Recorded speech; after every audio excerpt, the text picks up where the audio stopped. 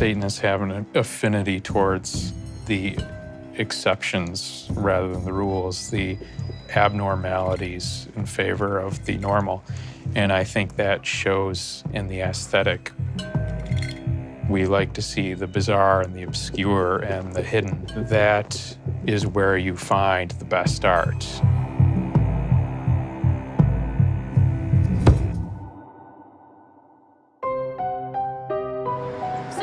Bridge Street in Salem, an old Victorian house, once a funeral home.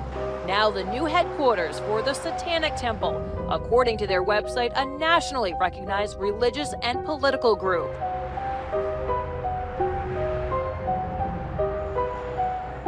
The Satanic Temple is a non-theistic religious organization.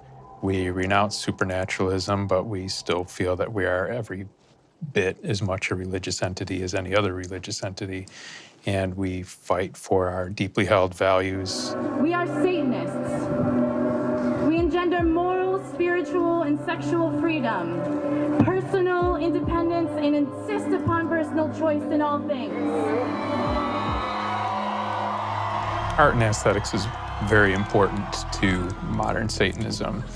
And I think that's due in no small part to us renouncing supernaturalism and viewing our religion as a metaphorical construct. It's a declaration of personal independence.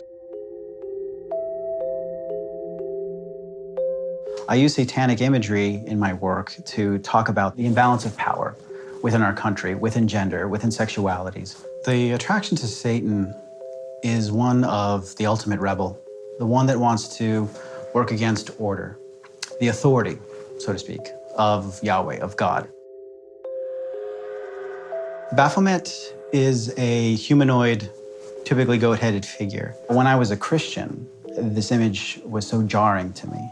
It was so complex with all that strange coded meanings behind the torch and the hands and the gestures and the phallus and the breasts and the hooves. And it becomes this dump of esoteric religious imagery onto this one image that shows us the reconciliation of opposites, the yin, yang. The piece behind me is the devil's kiss. This is what was purported that witches would have to do in order to show their allegiance to Satan. I very much love the dialogue of racialization of Satan throughout history.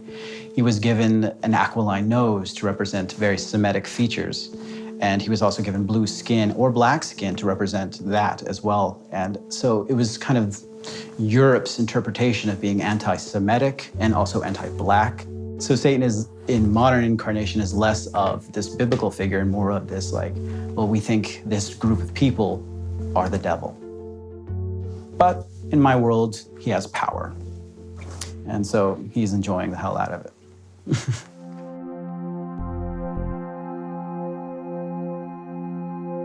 Baphomet sculpture was conceived when the Satanic Temple decided that we wanted to offer a satanic monument to complement and contrast a Ten Commandments monument that was replaced on the Capitol grounds in Oklahoma City. You have no problem with the Ten Commandments standing there next to your devil figure, right? That's correct, so long as multiple points of view are allowed. The thinking was if they were going to place a religious monument on government property, the government needed to maintain viewpoint neutrality, and they couldn't exclude another religious voice or preference another. Otherwise, it would most certainly be unconstitutional. We wanted something that would commemorate the victims of the many witch hunts that helped inform us of how to run a better secular legal system. Baphomet is this ultimate symbol of redemption, which I see it as, it'll show us this rebalancing. This granite statue of the Ten Commandments renewing the debate over the separation of church and state. Despite efforts to keep it on Capitol grounds, the Oklahoma Supreme Court ruling it unconstitutional. Satanism will never be a religion that tries to lead people to believe that if they convert to this one single point of view, that the world will be a better place, because Satanism is the one religion that views that as a destructive frame of mind. And we embrace the fact that we live in a world where there's multiple differing points of view.